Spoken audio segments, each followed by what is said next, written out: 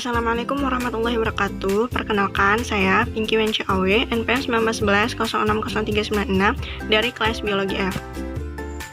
Pencemaran lingkungan. Lingkungan hidup merupakan kesatuan ruang dengan semua benda, daya, keadaan, dan makhluk hidup termasuk manusia dan perilakunya yang mempengaruhi kehidupan dan kesejahteraan manusia serta makhluk hidup lainnya.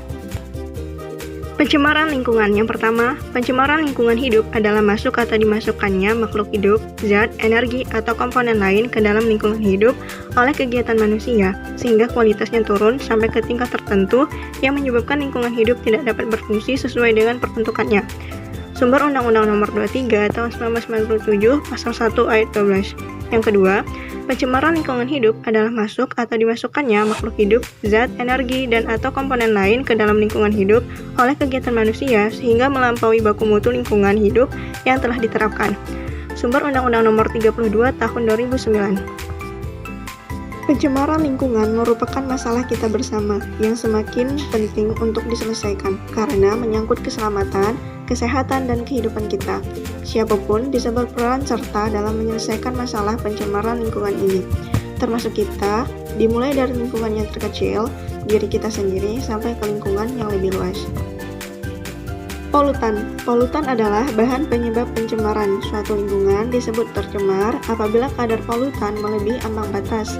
Akibatnya, kualitas lingkungan akan menurun, daya dukung lingkungan turun, serta kehidupan makhluk hidup akan terganggu. Jenis pencemaran, ada pencemaran udara, pencemaran air, tanah, dan suara. Pencemaran udara. Polutan udara. Yang pertama ada karbon monoksida atau CO yang berasal dari pembakaran tak sempurna. Yang kedua ada nitrogen oksida yang berasal dari alat transportasi, generator listrik, dan sampah. Yang ketiga ada klorofluorokarbon atau CFC berasal dari pendingin, bisa dari AC ataupun kulkas, dan aerosol. Dan yang keempat ada gas rumah kaca seperti CO2, CH4, O3, dan NOx. Yang kelima ada belerang oksida yang berasal dari asap pabrik dan kendaraan. Pencemaran air. Parameter untuk menentukan pencemaran air. Yang pertama, parameter fisik, yaitu dapat dilihat dari kandungan partikel padat, kekeruhan air, warna air, bau, dan suhu.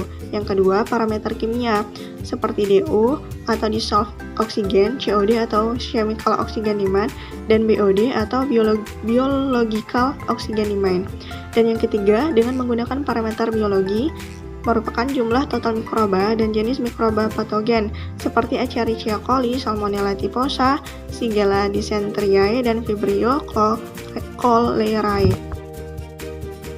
Polutan air dapat bersumber dari limbah domestik, limbah industri, limbah pertanian, dan juga limbah dari pertambangan.